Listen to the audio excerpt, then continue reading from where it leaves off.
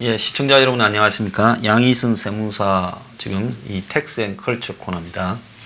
자, 요즘 한참 바쁘시죠? 네.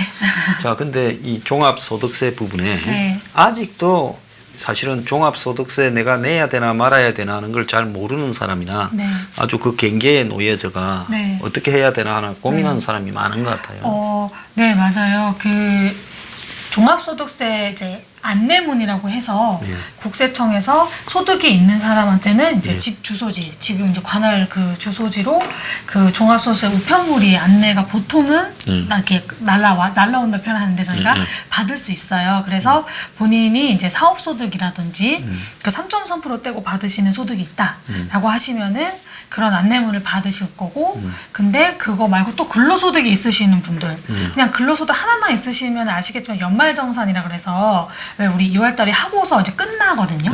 그래서 일반 근로자분들은 다른 뭐 종합소득세 때 5월에 뭘 추가로 뭐 신고하시거나 그럴 필요는 없으신데, 근로소득 외에 다른 소득이 있거나 사업자분들은 5월달에 이제 신고를 해야 되거든요. 네.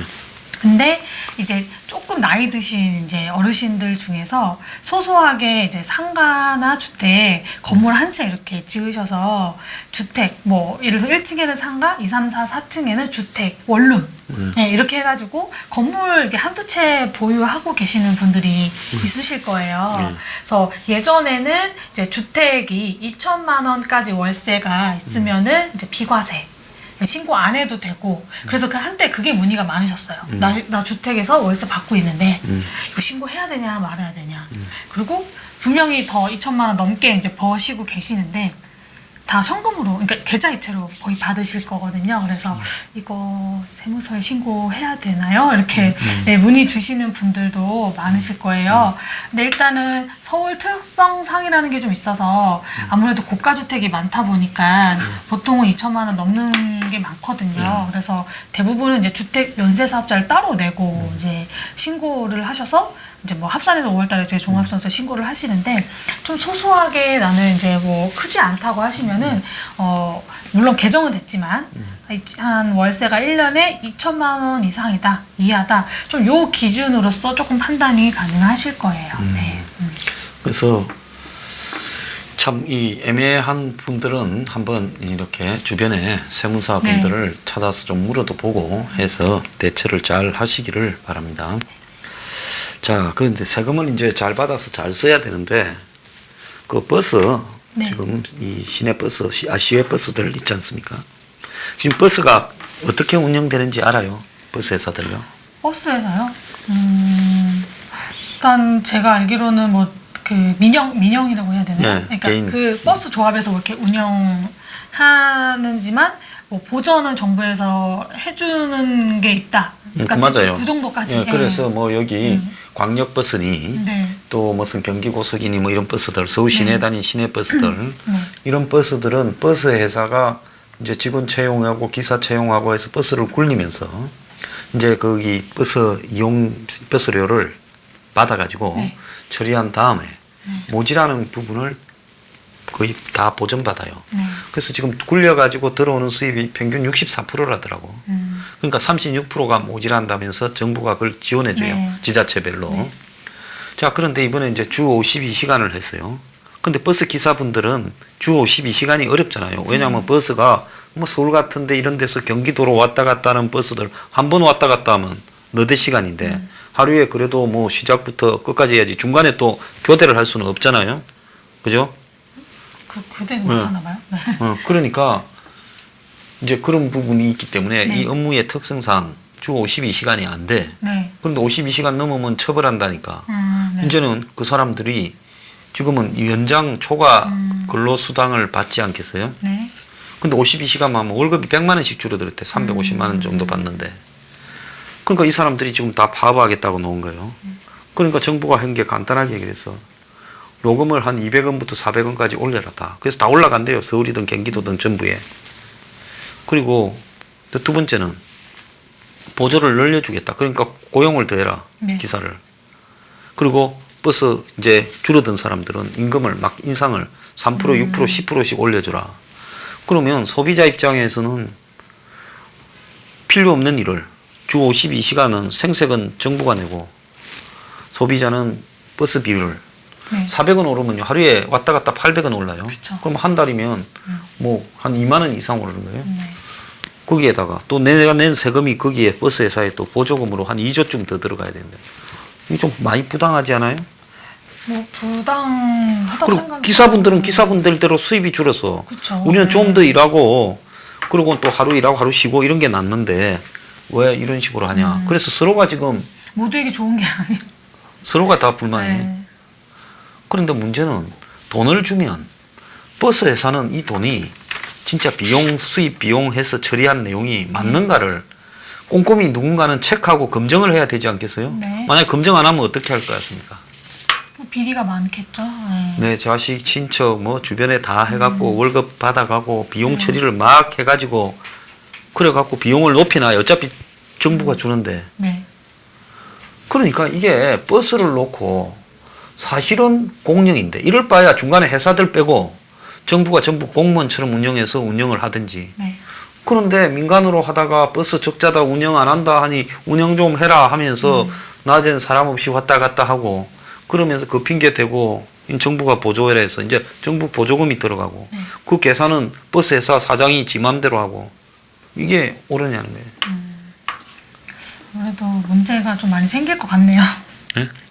요금 인상은 뭐 얼마 전 또 택시도 올랐잖아요. 네, 그때도 뭐 물론 이제 기사님들의 그쪽 의견과 뭐 택시 노조도 다 이유가 있겠지만 일단 체감적으로 택시나 교통비는 참 민감한 부분인 것 같아요. 저희 같이 이렇게 사용하는 사람 입장에서는 사실 몇백 원만 올라도 네, 좀 부담이 크게 되거든요. 항상 이용하는 거니까. 네. 자, 오늘 택시 기사분들이 막 집회를 한 10,000명이 광화문 앞에서 한 모양이에요. 네. 새벽에 한 분이 또 자살하셨나 봐요. 또 분신 자살을요. 그 타다 그것 때문에. 타다 때문에 잘하시네. 그 타다 택시 타봤어요? 저 딱 한 번 타봤어요. 네. 타다 택시요? 네, 그 콜벤처럼 이렇게 예. 그때 탔던 이유는 제가 운전을 하면 안 돼서 술을 마셔서 운전을 하면 안 됐는데 마침 비가 와가지고 어떻게든 택시를 잡아야 되는데 택시가 12시 가까이 되니까 안 잡히더라고요. 네, 그래서 그때 같이 있었던 친구와 타다를 불러서 그걸 타고 간 적이 있어요. 네. 그래서 뭐 타니까 얼마나 옵니까? 비용은?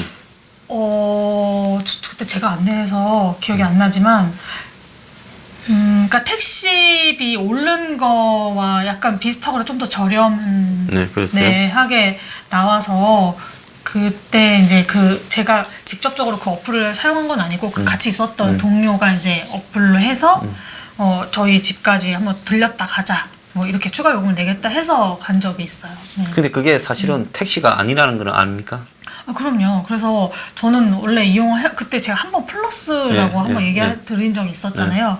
그건 아예 타다라고 명시가 되어 있지만 그때는 그냥 일반 그 드라이버 저 같은 그냥 일반 사람이 인증을 받고 그 업체에 거쳐서 그냥 그 일반 차가 태워서 이렇게 운전해갖고 택시처럼 목적지까지 데려다주고 그런 거였거든요. 그러니까 단기 렌트에 단기 기사가 붙은 거를 계속하면서 택시처럼 하는 거예요. 네. 그러니까 이게 운송사업자법 같은데 위반이라고.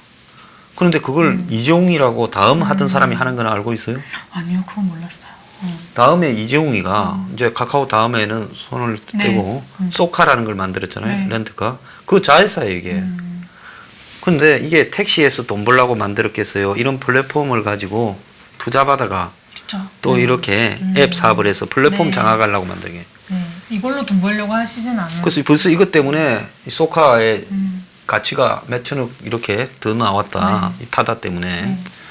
그러니까 정확하게 세상 물정을 잘 알아요. 나 연배가 어린 사람 중에. 이걸로 돈 벌려고는 절대 안 하지. 절대 안 돈 하죠. 벌어지지도 않아요. 저런 식으로 운영해가. 그럼 뭐냐. 이걸 몇천 대 깔아놨다. 그리고 내가 이 플랫폼 앱을 가지고 있다. 그걸 가지고 이제 투자를 받아갖고. 정보와 왜냐. 이 사람들은 IT 사업을 하면서 투자 받는 데는 기재들이거든. 그렇죠. 그래서 그러다 보니까 이제 택시 기사분들이 카카오, 카풀, 이 타다 이것 때문에 오늘 자살자가 속출한다고 집회를 했어요. 진짜 이거 저는 이제 사용자 입장에서 저도 이게 좀 안타까운 게 예를 들면 저 비 오는 날 진짜 12시 다 됐는데 택시가 안 잡힌다. 근데 춥고 막 추워. 그러면 진짜 사람들 입장에서는 뭐라도 빨리 타고 가고 싶잖아요. 그러면 택시가 안 와. 근데 이거는 기사님이 다 그렇다는 건 아니지만 사실 제가 여태까지 살면서 11시 한 40몇 분부터 12시까지는 택시가 거의 안 잡힌 적이 없어요. 그걸로 그 시간 택시 안 네, 잡히니. 잡힌 적이 그러니까 없어요. 빨리 가든가 아니면 새벽 2시까지 먹고 가든가 택을 해야지. 선택을 그게 해야 잘못된 거지. 네, 그러다 보니 이제 그렇게 이제 젊은 사람들이 이제 그 시간대 빨리 가려고 그런 어플들을 이제 이용을 하게 되죠. 그러니까 그러면 근데 그 타다라는 뭐 타다넌 다른 사람들은 그걸 이제 그때 이제 이용을 하니까 네. 그리고 그렇게 크게 만들었다는 거는 뭐 한 명 타자고 그렇게 크게 만든 건 아닐 거잖아요. 네, 정말 크고 그리고 굳이 타다라고 다 박아놓고 네, 거의 광고 효과도 있잖아요. 네. 그래서 참 베니스 같은 데는 배 사고 뭐 또 슬로베니아 같은 데는 그 중간에 섬이 있잖아요. 뭐 그런 데 보면 절대 모터보트나 이런 건 못 들어가고 배를 젓는 조합 네, 길드에 네. 들어가 있는 사람들만 해야 된다. 그건 전통이다. 뭐 이런 네. 식으로 불편하고 안 하고를 따지지 않거든요. 그건 감수해라. 절대로 모터보트 못 띄운다. 네. 그 배사공들이 젓는 네. 배를 타고 가야 된다. 네. 근데 한 사회가 좀 이런 것도 좀 있어야 되지 않냐. 이 편의만 추구를 하면서 택시 기사분들이 우리 사회에 너무 지금 뭐 수입이 열악한데요. 또 한 번 또 이제 하필이면 최근에 또 택시비가 올랐잖아요. 네. 그 딱 상황에 또 타다 이런 또 이렇게 나오니까 소비자 입장에서는 이제 택시 기사님이 힘들고 노조가 힘들고 이런 거를 사실은 잘 그것까지 모르시죠. 생각 안 하죠. 네, 네, 맞아요. 거기까지 생각도 못 하고 네. 그렇게 하다 보니 이제 이런 상황이 발생하지 않았나. 또 이용하는 사람 계속 있으니까 또. 또 어떤 일이 있었는가 하면 주 52시간을 하니까 집배원들이 집배원 일이라는 게 그 네. 택배하고 똑같은 거 아니에요. 요즘 네. 집배원이 네. 우체국에 네. 옛날에 우편 배달부라고 포스트맨이라고 부르는 네. 분들 말입니다. 52시간 일을 못하게 하는 거예요. 그래갖고 그거야말로 새벽에 7시에 나가갖고 밤에 9시까지 분류를 한대. 근데 이제는 옛날에는 추가 수당이라도 주다가 계약직을. 근데 이제는 52시간 이상이 안 되니까. 그러니까 일주일에 8시간 일하면 얼마예요? 58, 40이잖아요. 네. 그러니까 뭐 하루에 한 2시간 정도 더 얹고 나머지 일을 못 시키는 거예요. 그러니까 이분들이 이제 무료 노동. 그게 일종의 뭐 공기관처럼 그러니까 돈을 더 줄 수도 없어요, 거기는. 네.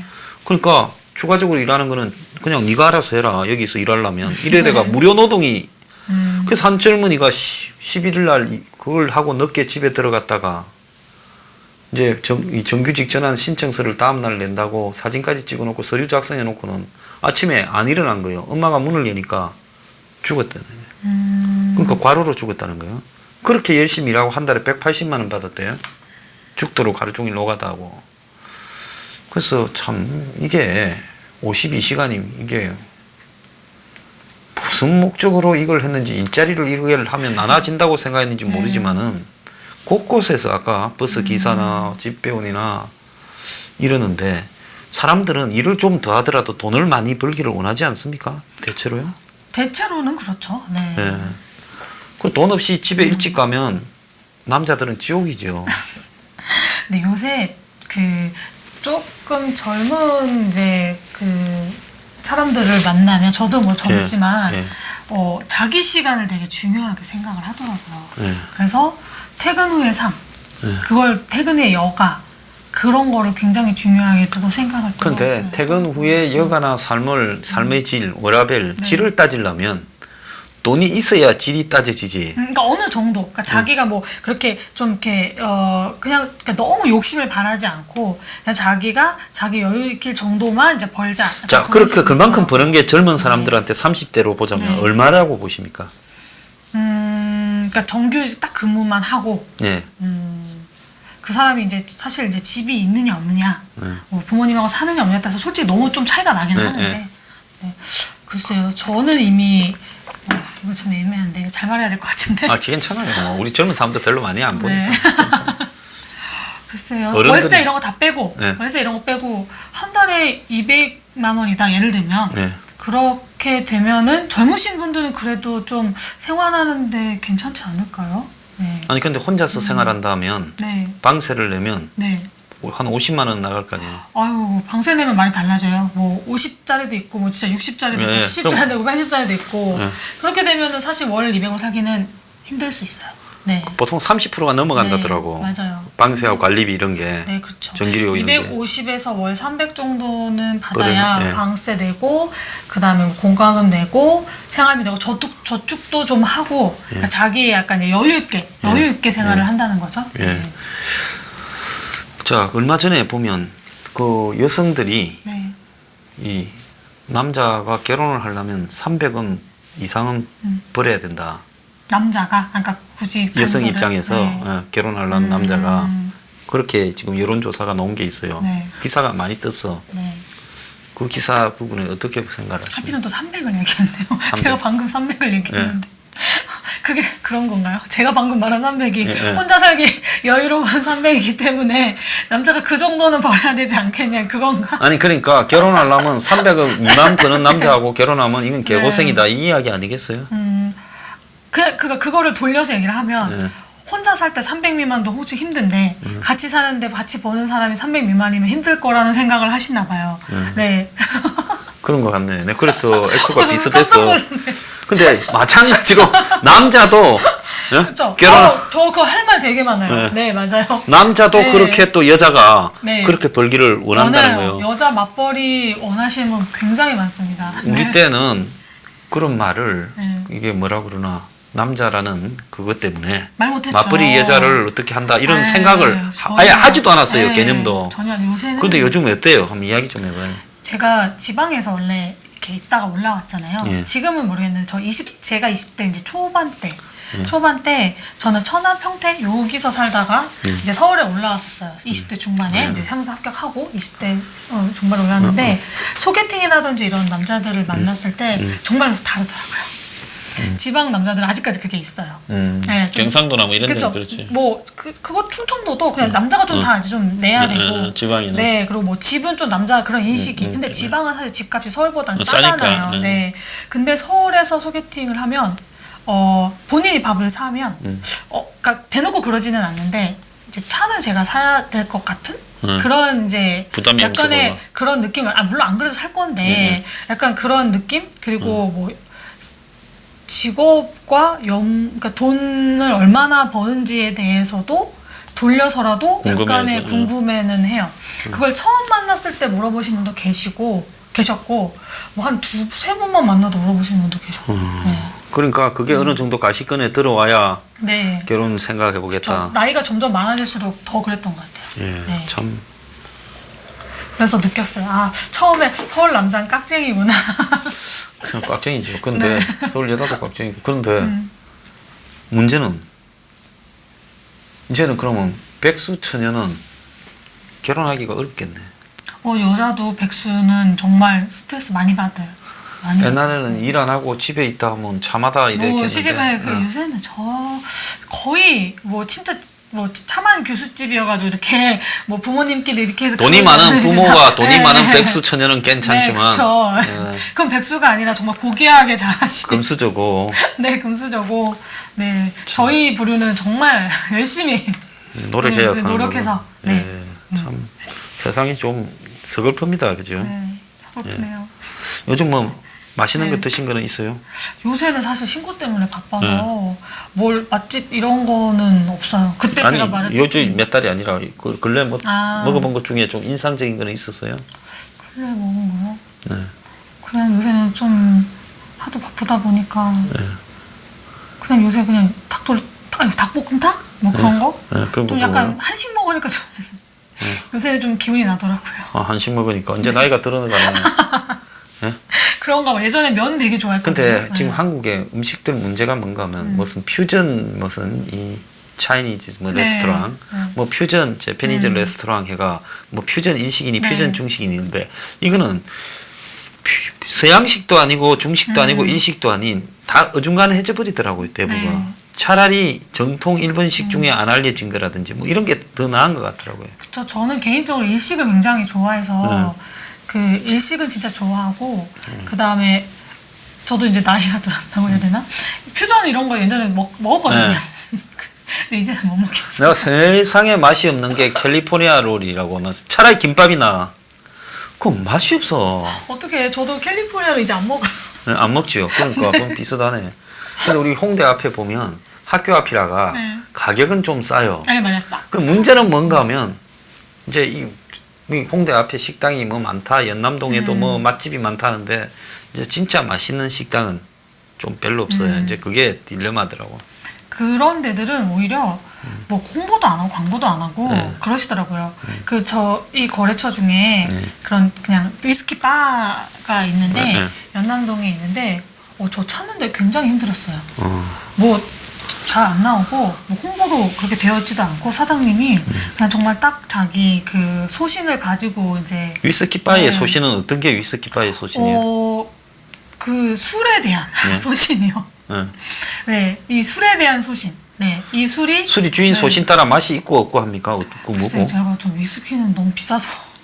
위스키 바에는 네. 뭐 어떻게 먹습니까? 이 잔술로도 하고 네, 그쵸.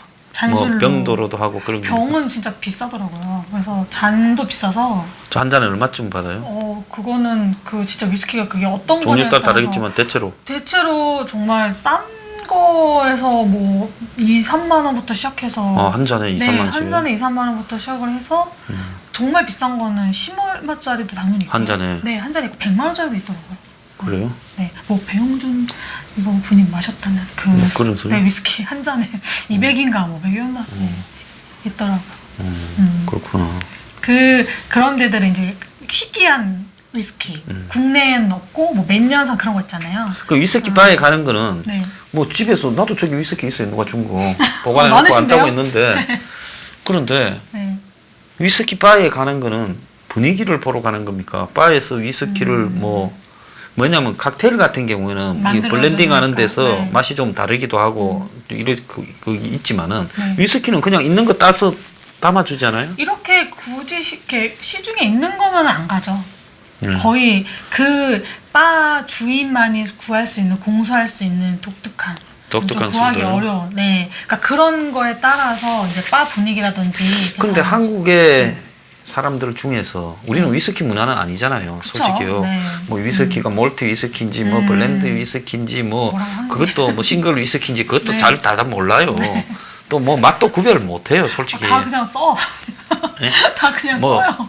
조금 비싼 걸수록 네. 뭐 발렌타인을 30년 먹다가 17년을 먹으면 30년이 확실히 맛있다. 네, 맞아요. 이런 건 알지만 그런 거는 맞아요. 따로만 먹으면 사실은 별 맛을 나도 잘 못 느껴요. 저도 뭐 양주 좀 먹으러 다녔는데 그리고 한국에는 보면 룸살롱에서 비싼 위스키를 맥주에 타가 먹는 나라잖아요. 예? 안 가봐서 모르겠어요. 아유, 안 가봤겠구나. 미안합니다. 맛이 어때요? 우리 때는 폭탄주라고 하면 네. 전부 맥주에 양주 탄 게 폭탄주지. 요즘은 이제 뭐 소득이나 술 먹는 문화가 좀 떨어지면서 소주에 타지만은 우리 때는 양주에다가 맥주를 탔어요. 그러니까 양주가 그 양주로만 먹어야 맛을 느끼는데 그걸 갖다가 맥주를 타가 그것도 보통 1, 2차 거쳐서 3차에 가잖아요. 그러면 서양에 그 파는 회사가 한국이 양주를 세계적으로 소비를 뭐 제일 많이 해줘서 고마운데 네. 문제는 저 사람들이 이 맛 좋은 술을 그야말로 술이 꼭지가 다 돼서 와가지고 술 맛도 모르면서 그냥 거기에 맥주 타가지고 먹는다. 기가 찰 일이다. 뭐 그랬다더라고요. 네. 양주 회사에 한국의 외국인 사장이. 그래서 과거에 보면 양주 회사가 들고 오는 이 위스키 네. 원액을 이 신고할 때 소개가 한국에서 바틀링 했을 때 실제로는 갖고 온 것보다 훨씬 많이 신고한 것보다. 그래서 양주 회사 탈세들이 심각했어요. 그래서 그 양주 회사 탈세를 가지고 정치적으로 해결하다가 문제 터지고 했다고. 어쨌거나 그 양주 바에 가면 네. 거기 뭐 양주는 또 안주도 별로 없잖아요. 그쵸, 안주가 거의 필요 없죠. 필요 없죠. 근데 저는 먹죠. 안주를 먹으러 갈 때도 있고. 요즘 양주 안주는 뭘로 먹습니까? 치즈로 합니까? 아, 저는 근데 양주는 잘 안 먹고요, 사실. 그냥 소주. 아, 이건 뭐 소주가 좋지요. 근데 소주 가격이 네. 무슨 출고 가격이 뭐 200원인가 올랐는데 소주가 뭐 500원, 1000원씩 올랐다 그러더라고요. 그러니까 그러니까 식당에, 그러니까 술집에서요? 식당에서 파는 가격이 저 사실 저희 동네요. 참치집 소주 가격이 5,000원이거든요. 네, 5,000원 집 많아요. 네. 논현동에는 근데 몇 년 전에도 어떤 그 청담동에 이자카야를 갔는데 소주가 5,000원이었어요. 지금이 아니라 거의 한 4, 5년 전? 근데 그러니까 소주 먹지 말라는 거죠. 한마디로 그냥 사케 먹으라는 거 같은데. 그래서 소주 가격은 이제 거의 한 4, 5천 원 이제 정말 결정이 된 것 같아요. 그냥 참 서민들 그 소주 가격도 올립니다. 자, 편의점 가야죠. 편의점. 네, 편의점 가야 되겠네. 지금 북한에 이제 식량 지원을 하려고 네. 바람을 잡아가고 있어요. 그런데 여론은 아직까지 대부분의 여론이 식량 지원 반대한다가 높아요. 그래서 네. 뭐 정권은 뭐 동포 민족을 도와야 된다는데 요즘 젊은 사람들은 뭐 북한하고의 민족을 이런 부분을 아무리 강조해도 잘 안 먹혀드는 것 같아요. 그쵸. 잘 와닿지도 않고. 네. 네. 6.25는 진짜 너무 완전 옛날에 역사 속의 이야기고. 역사 속의 이야기고. 그래도 저 어렸을 때는 그래도 6.25 날이 되면 뭔가 그런 영상들이라든지 그런 거 있어요. 그리고 지금은 돌아가셨지만 그래도 예전에 계셨던 이제 외할머니가 이제 6.25를 겪어서 그래도 이제 듣는 어렸을 때 그냥 아기 때 그래도 듣는 그거라도 있었는데 요새는 전혀 아예 들을 것도 없고 그렇죠. 네, 아무래도. 그래서 이 지금 북한에 쌀 준다라는 부분에 젊은 사람들은 좀 어떻게 생각합니까? 거의 뭐 좋게 생각하지도 않을 것 같고요. 네, 저부터서도 이제 그래도 이제 듣잖아요. 계속 우린 지원을 해왔잖아요. 예. 물론 도와줘야 된다고 생각은 저도 해요. 네, 하지만 계속 도와주니까 이제 계속 그러는 거라고도 생각하시는 분들도 계시고. 지금 근데 미사일을 쏘잖아. 근데 저 미사일이 한 방에 얼마인 줄 알아요? 한 50억에서 100억짜리예요. 네. 그걸 몇 발씩 쏴대는 사람한테 저거 나라 국민은 저거가 신경을 안 쓰는데 우리는 그 사람들한테 쌀을 주고 자꾸 주니까. 한 30만 톤쯤 줄 것 같아요. 돈이 얼마인 줄 알아요? 30만 톤이면? 아니요. 7천억이 넘어요. 그러니까 그런 것도 또 화가 나는 거겠죠. 내 세금이 또 걸러 가는구나. 근데 우리나라 쌀값이 얼마나 올랐는 줄 알아요? 쌀값이요? 밥 안 해먹으니까 모르지요. 네. 지금 쌀을 20kg 마트 가면 파는 게 얼마 하는 줄 알아요? 20kg요? 아니요. 뭐 젊은 사람들이 쌀값 하는 사람이 없어. 6만 5천 원 정도예요. 먹을 만한 게. 20kg면은 6만 5천 원이면 얼마나 먹는 거예요? 20kg 뭐 요렇게 이만한 종이 포대 있잖아요. 밀가루 포대 많은 거. 그냥 요만한 거요? 그건 5kg고 제일 작은 거는. 아. 보통 20kg 사가 먹지 5kg는 너무 빨리 먹으니까 집에. 근데 쌀이 최근 10년 사이에 가격이 2배 올랐어요. 작년 가을에 한 4만 원대에서 6만 원까지 올랐어요. 그러니까 한국은 쌀을 안 풀어서 쌀값이 올라가는데 그 쌀을 재놨다가 지금 북한에 한 30만 톤 준다니까 어떻게 좀 느껴요, 젊은 사람들은? 화가 나죠. 근데 또 화가 나면서도 또 이게 또 민족애가 크진 않지만 또 그래도 건너에서 또 굶어 죽는 사람이 생긴다. 근데 북한에 쌀값 내려가고 있대요. 그래요? 네? 20% 내렸대요. 그런 생각은 한 적 있어요. 예전에 이런 계속 이런 거 할 때 그래 가져가는 건 좋다 이거야. 근데 가져가서 정말로 북한에서 굶는 그런 서민들한테 주는 건가? 주겠어요? 는 생각을 한 적 있어요. 네. 정말로 그 사람한테 주는 거면 그래도 사람 하나 살리는 거니까 뭐 그럴 수 있다 생각하는데 또 그게 또 뭐 김정일 거기 또 이렇게 저장 창고나 뭐 부유층에 쌓이는 건 아닌지. 그러니까 북한의 장터 시장에 쌀이 북한 돈으로 1kg에 5,100원 하다가 지금 4,100원으로 내려갔대요. 한 서너 달 만에. 그러니까 북한의 일반 마당 장터에 그렇게 쌀값이 내려간다라는 거는 왜 주는 거지? 왜 주는 거죠? 그러니까 참 기가 찬 일입니다. 돈이 남아서 주는 것도 아니고. 마지막으로요. 이건희 회장이 차명 계좌가 427개, 427개가 발견돼서 네. 정부에서 그중에 뭐 과징금을 9개, 네. 12억을 부과했다는데 네. 회장님들은 저렇게 차명 계좌를 많이 갖고 있나요? 그렇죠. 네?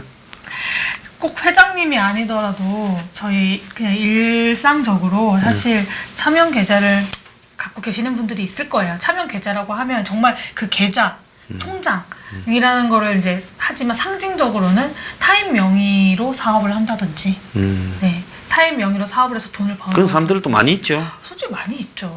이 방송을 보시는 분들도 있으실 거예요, 분명. 네. 그런데 뭐 솔직히 생각하는 것만큼 차명으로 한다고 해서 네. 그게 막 들통나서 당하거나 이런 일도 별로 없는 것 같아요. 그냥 흔하지는 않는데 정말로 크게 사업을 하다가 저는 이제 조세범 처벌까지 해서 제가 법원까지 가서 이런 그 조세범 사건을 한 적이 있어서 정말로 차명 계좌가 무서운 거는 저는 알거든요.